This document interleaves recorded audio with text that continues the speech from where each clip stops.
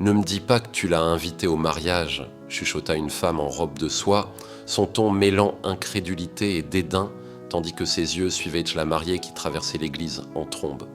Émilie Sanchez, vêtue de sa robe blanche immaculée, courait vers un homme sans abri qui venait de franchir le seuil de l'église Saint-Joseph à San Diego. L'homme, silhouette frêle dans un costume usé, semblait déplacé parmi les invités en tenues élégantes. Plusieurs d'entre eux détournèrent le regard, mal à l'aise, leurs murmures emplissant l'air d'une tension palpable. Mais quelques minutes plus tard, un silence stupéfait s'abattit sur l'assemblée lorsque 12 Marines des États-Unis, en uniforme d'apparat bleu, entrèrent en formation parfaite, leurs chaussures cirées, luisant sous la lumière tamisée des vitraux. Ils s'alignèrent avec une précision militaire et d'un même mouvement saluèrent la mariée.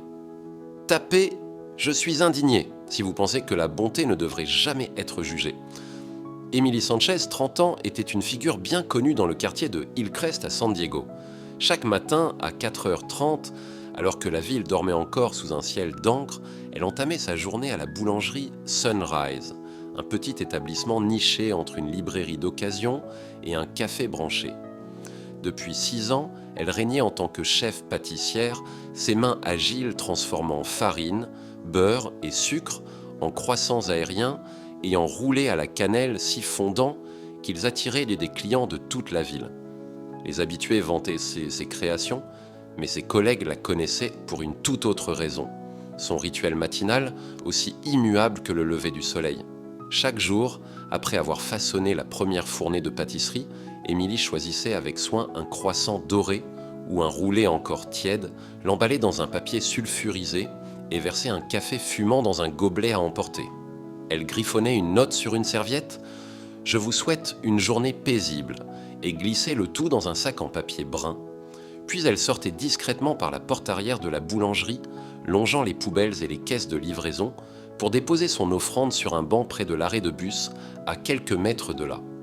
Le destinataire était toujours le même, un homme âgé aux cheveux argentés, vêtu d'un manteau rapiécé, qui s'asseyait sur ce banc chaque matin. Il ne mendiait jamais, n'interpellait jamais les passants, se contentant de rester là, immobile, ses yeux fatigués observant le monde avec une résignation silencieuse. En 6 ans, Émilie n'avait jamais demandé son nom et il n'avait jamais offert le sien.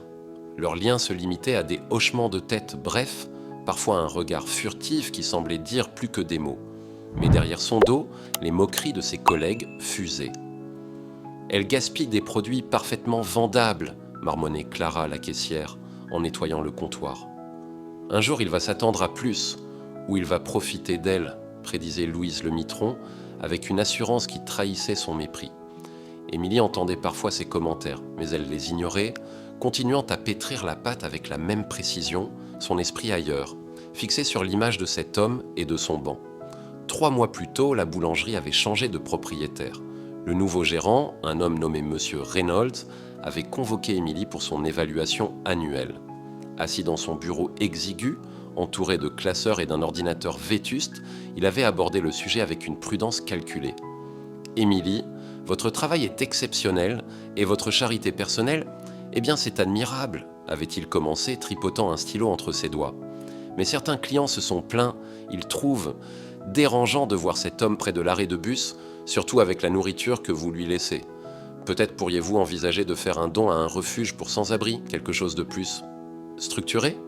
Émilie avait hoché la tête, son visage impassible, mais son cœur s'était serré. Elle n'avait rien changé à son rituel, sauf une chose, elle arrivait désormais à 4h15 avant l'ouverture pour déposer le sac avant que quiconque ne puisse la voir. Elle pensait que son secret était bien gardé jusqu'à ce qu'un nouvel employé, un jeune nommé Tyler, la repère un matin en train de revenir de l'arrêt de bus. « Ça fait 5 ans qu'elle nourrit ce clochard », avait-il murmuré à un client régulier, un homme en costume qui venait chercher son café quotidien. « Tous les jours, sans exception. » Le client, un avocat du centre-ville, avait secoué la tête, un mélange de pitié et de condescendance dans le regard. Pauvre fille, elle pense vraiment qu'elle change le monde. Émilie, qui pétrissait une pâte à brioche à quelques mètres, avait entendu chaque mot. Ses joues s'étaient empourprées, non pas à cause de la critique, mais parce que personne ne semblait comprendre. Pour elle, cet homme n'était pas un clochard ou un problème à résoudre.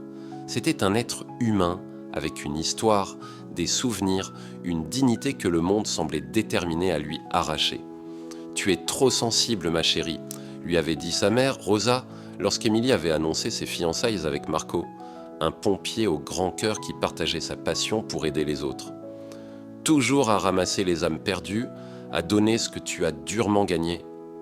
Rosa, une femme pragmatique qui avait élevé Émilie seule après le départ de son père, ne comprenait pas pourquoi sa fille s'épuisait pour des inconnus. Mais Marco, lui, comprenait. Il avait ses propres rituels, offrir un café à un sans-abri près de la caserne, payer un repas pour une famille en difficulté qu'il croisait lors de ses interventions. « Tu as un cœur qui voit ce que les autres ignorent », lui disait-il souvent, un sourire tendre illuminant son visage bronzé. Émilie savait qu'il avait raison. Donner pour elle n'était pas une question de reconnaissance, c'était une façon de rendre visible ce que le monde préférait oublier. Avez-vous déjà vu des gens bien être incompris ? Taper, c'est injuste. Émilie n'avait jamais eu de véritable conversation avec l'homme du banc. Leur échange se limitait à ces instants fugaces où leurs regards se croisaient, ou à un léger sourire qu'il lui offrait parfois en prenant le sac. Mais un matin pluvieux de décembre, alors que la pluie tombait en rideau sur San Diego, elle l'avait vu trembler sur son banc, ses épaules voûtées sous son manteau détrempé. Sans réfléchir, elle avait retiré son propre foulard en laine, un cadeau de sa grand-mère, et l'avait posé à côté du sac, soigneusement plié pour qu'il reste sec. Le lendemain, elle trouva une note sur la serviette habituelle, écrite d'une main tremblante. « Merci de me voir comme une personne ». Ces mots, simples mais lourds, devinrent un trésor pour Émilie. Elle plia la note et la glissa dans son portefeuille, la relisant les jours où les critiques de ses collègues ou les jugements des clients pesaient trop lourds. À l'approche de son mariage, Émilie commanda naturellement son gâteau à la boulangerie Sunrise, une pièce montée à 3 étages ornée de fleurs en sucre qu'elle avait elle-même conçue. Elle invita tous ses collègues malgré leurs moqueries et même quelques clients réguliers. Marco, avec son humour habituel, la taquinait « Tu vas inviter tout Hillcrest à ce rythme ». Mais il soutenait son désir d'inclure tout le monde, une qualité qu'il aimait profondément chez elle. 2 jours avant le mariage, une lettre arriva au lieu de la réception, une enveloppe sans marque adressée simplement à la mariée Émilie Sanchez. À l'intérieur, une carte sobre avec des vœux manuscrits et une phrase énigmatique « Demain je viendrai, non pour le gâteau, mais pour honorer une dette. Pas de signature, pas d'adresse de retour. » L'organisatrice du mariage, une femme nommée Carla, fronça les sourcils en lisant la note. « Peut-être un cousin éloigné ? Ou un collègue de Marco ?» suggéra-t-elle. Émilie, intriguée, sentit une vague familiarité dans l'écriture, mais elle ne put l'identifier. Le matin du mariage, l'église Saint-Joseph bourdonnait d'activité. Émilie, dans la salle des mariés, ajustait son voile devant un miroir encadré d'or, ses mains tremblantes d'excitation et de nervosité. Par la fenêtre, elle voyait les invités arriver. Sa mère en robe bordeaux, ses cousins riant bruyamment, ses collègues de la boulangerie en tenues inhabituelles, loin de leur tablier taché de farine. Puis, elle le vit. À l'entrée de l'église, un peu à l'écart, se tenait l'homme du banc. Il portait un costume gris, élimé, mais soigneusement repassé. Ses chaussures usées brillaient d'un cirage méticuleux et ses cheveux argentés étaient peignés avec soin. Pour la première fois, Émilie vit clairement son visage, des traits marqués par le temps, des rides profondes creusées par les épreuves, mais une dignité indéniable dans son regard. Les murmures des invités la tirèrent de sa rêverie. À travers la porte entr'ouverte de la salle, elle entendit leurs commentaires acerbes. « Qui a invité ce sans-abri ? Ne me dis pas que tu l'as invité au mariage. Il est là pour mendier, c'est sûr. » Chaque mot était comme une aiguille plantée dans son cœur. Sans réfléchir, ignorant le protocole du cortège, le planning du photographe et les appels paniqués de Carla, Émilie releva sa robe blanche et se précipita hors de la salle. Elle traversa le hall de l'église, sa traîne virevoltant comme une vague, sous les regards stupéfaits des invités. Lorsqu'elle atteignit l'homme, elle l'enlaça avec une chaleur qui surprit même Marco, qui observait depuis l'autel. Les larmes menacèrent de ruiner son maquillage, mais elle s'en moquait.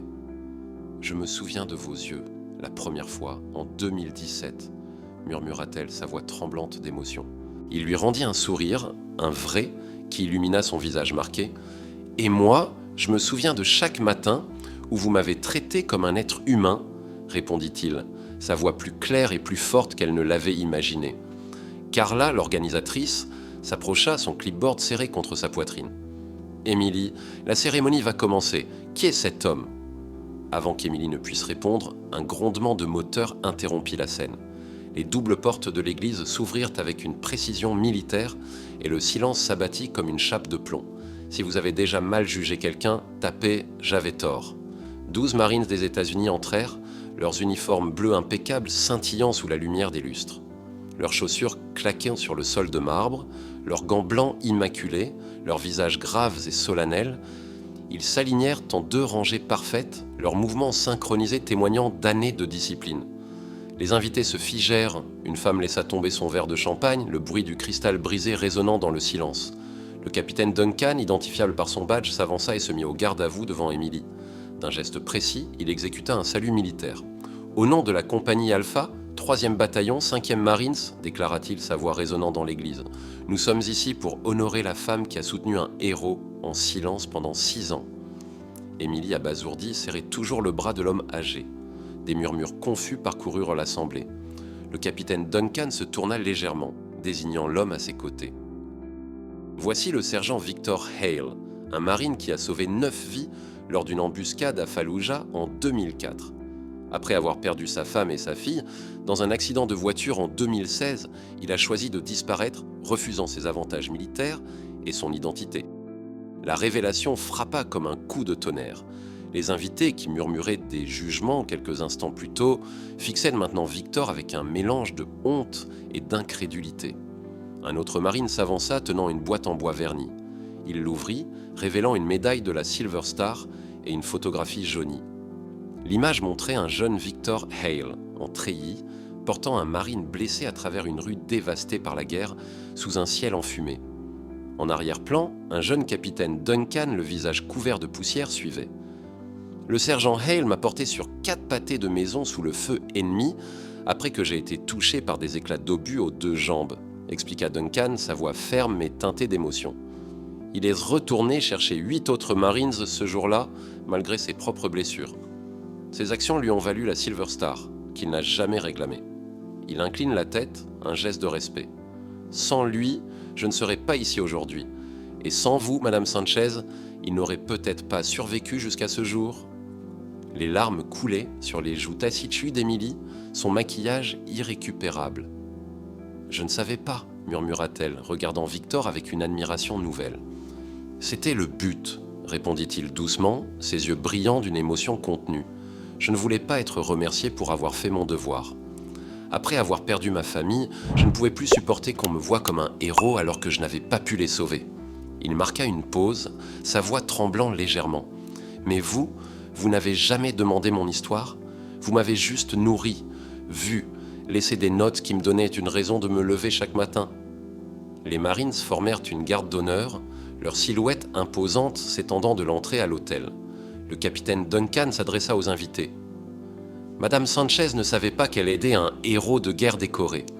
Elle a simplement aidé un être humain dans le besoin, jour après jour, année après année, sans attendre de reconnaissance. » Son regard balaya la salle, s'arrêtant sur ceux qui avaient murmuré. « Dans les Marines, nous disons « ne jamais laisser un marine derrière ». Émilie Sanchez, qui n'a jamais porté l'uniforme, incarne ce principe mieux que beaucoup d'entre nous. Une demoiselle d'honneur, les joues striées de larmes, s'avança. « Je travaille avec Émilie à la boulangerie. Elle arrive tôt chaque jour pour préparer des pâtisseries supplémentaires, payant les ingrédients de sa poche, juste pour qu'il ait de la nourriture fraîche. Elle n'en a jamais parlé à personne. » Clara, la caissière, baissa les yeux, la honte dans sa voix. « Nous nous sommes moqués d'elle pour ça. » Un invité, un homme âgé en costume sombre, se leva, la voix tremblante. « Ce n'est pas seulement un mariage, c'est une cérémonie d'honneur militaire. » Victor prit les mains d'Émilie dans les siennes, marquées par le temps. « Je suis venu aujourd'hui pour vous offrir le seul cadeau que j'ai, ma présence, ma vérité, ma gratitude. J'ai su que vous vous mariez en vous entendant parler à un client.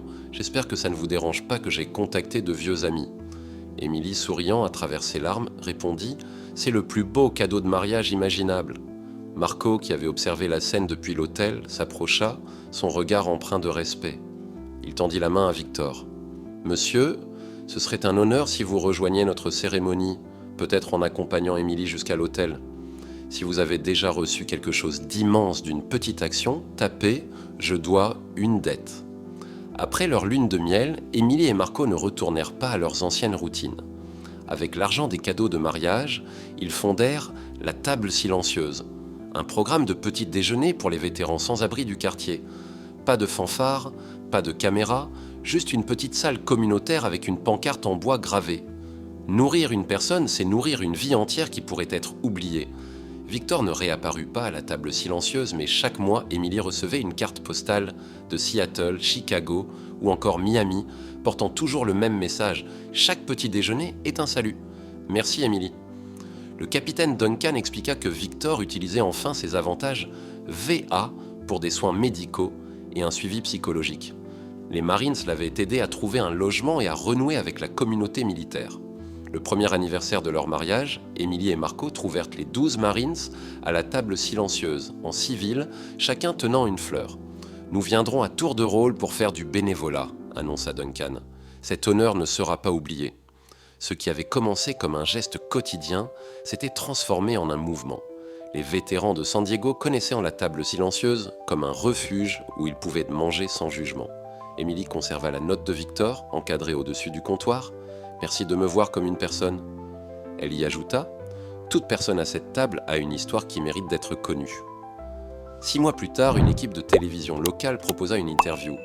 Émilie déclina, suggérant de parler aux vétérans. « Ce n'est pas à propos de moi, dit-elle. » Les jours difficiles, elle repensait au salut des Marines, un rappel que la bonté, même petite, pouvait changer des vies. Marco, en fermant la Table Silencieuse un soir, sourit à Émilie. « En t'épousant, j'ai gagné une femme, 12 Marines et une famille de vétérans. » Elle répondit « La meilleure famille, celle qu'on choisit et qui nous choisit. » Tapez « Je vivrai avec bonté » si vous croyez qu'un petit repas peut sauver une grande âme. Les héros meurent parfois en silence si personne ne les voit. Les dettes les plus profondes se remboursent par la dignité quotidienne. Émilie n'avait pas besoin de connaître l'histoire de Victor. Elle voyait un homme et cela suffisait. Les sans-abri que nous croisons pourraient être des héros oubliés. Vivez avec bonté, non pour la gloire, mais pour qu'un jour, 12 personnes inclinent la tête pour un geste que vous n'aviez jamais pensé à célébrer.